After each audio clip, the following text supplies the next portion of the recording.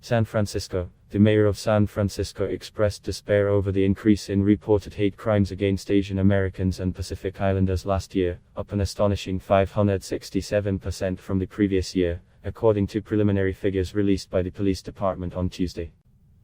Mayor London Breed pledged continued support for the community, saying she suspects actual numbers are much higher because people are reluctant to report to the police. The initial count shows 60 victims in 2021, up from 9 in 2020. Half of last year's victims were allegedly targeted by one man.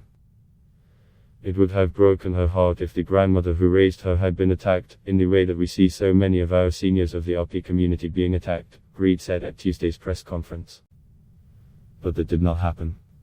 Because as a community we protected one another. And that's what we have to do now more than ever. Hateful attacks against the OP community, Asian Americans and Pacific Islanders, surged nationally during the pandemic, fueled in part by then-President Donald Trump's calling COVID-19 a derogatory nickname that insulted China.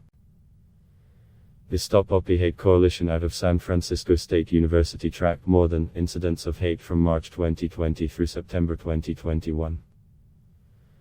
In San Francisco and elsewhere, video clips of Asian Americans being attacked and robbed on public streets alarmed the community so much that frightened seniors stayed home.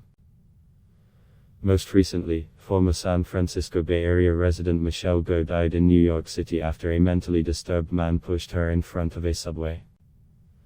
Officials there say there is no indication the man was motivated by racial bias, but Asian Americans and Pacific Islanders are still rattled. San Francisco Police Chief Bill Scott said at Tuesday's news conference they have expanded the crime tip line to include more languages and are sharing safety tips for Lunar New Year celebrations. But he also acknowledged his department is only part of a criminal justice system that includes prosecution and judges. Statistics do not show the whole picture because not everyone reports incidents.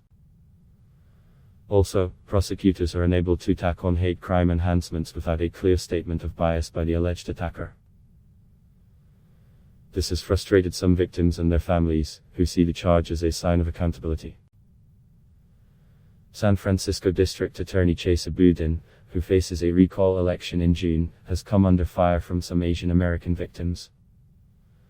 On Tuesday, lawyers for ANLA filed a federal lawsuit against Boudin, saying his office has systemically refused to uphold the rights of Asian Americans victimized by racial violence. La says the DA's office never informed him of a lenient plea deal cut with his attackers or the lack of a hate crime charge until after the fact. Rachel Marshall, a spokeswoman for the DA, said in a statement that Boudin has been a steadfast advocate for improved services and support for the OP community. He has added multilingual advocates to his office and launched an OP Elder Abuse Steering Committee, she said. The mayor at Tuesday's news conference declined to comment on the lawsuit. Adblock test why.